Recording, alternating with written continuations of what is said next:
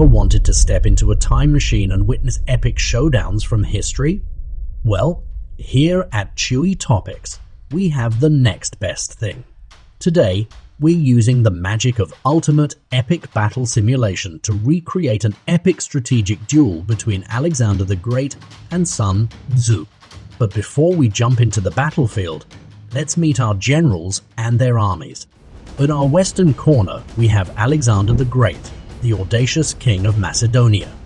Known for his aggressive tactics, Alexander commands an army of 40,000 seasoned soldiers.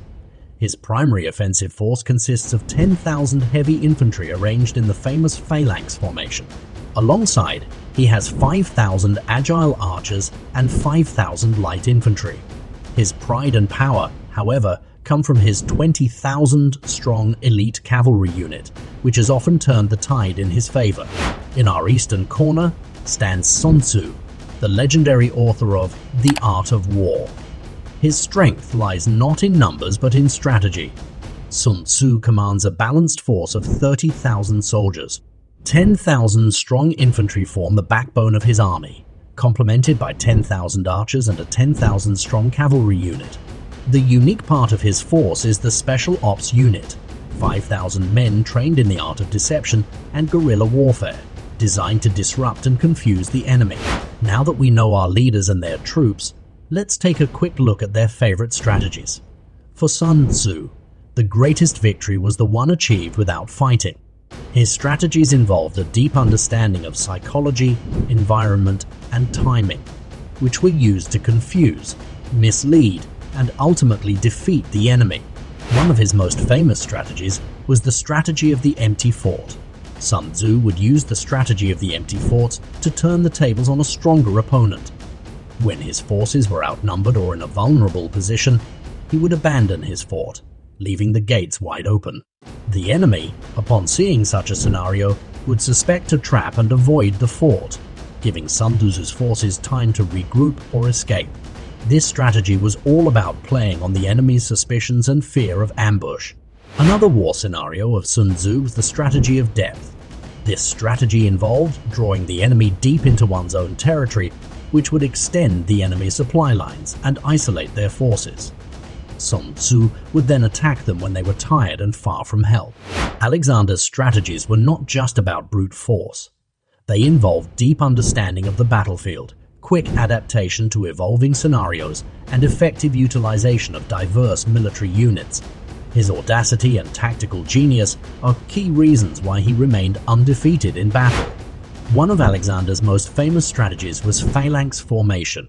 Alexander's armies were known for their disciplined and tightly knit phalanx formation. This involved rows of soldiers standing shoulder to shoulder, each armed with a long pike, sarissa.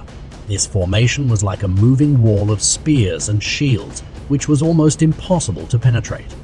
It provided excellent defense and also allowed for coordinated pushes against the enemy lines. Another famous strategy of Alexander was adapting to enemy tactics. Alexander was known for his ability to quickly adapt his tactics based on the enemy.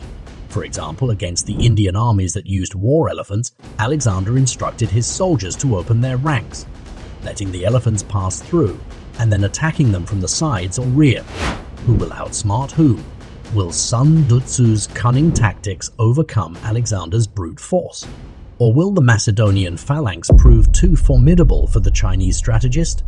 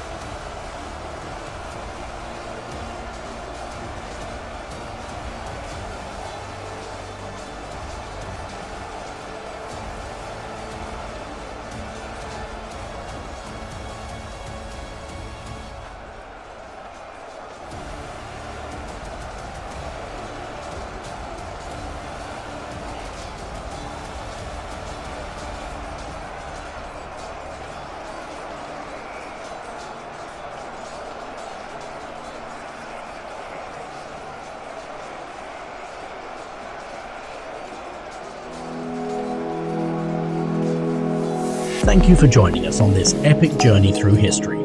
If you enjoyed this video and learned something new, please hit the like button and share it with your friends. Don't forget to subscribe to Chewy Topics and click on the bell icon so you won't miss our future trips to the past. Stay curious and keep exploring. Until next time.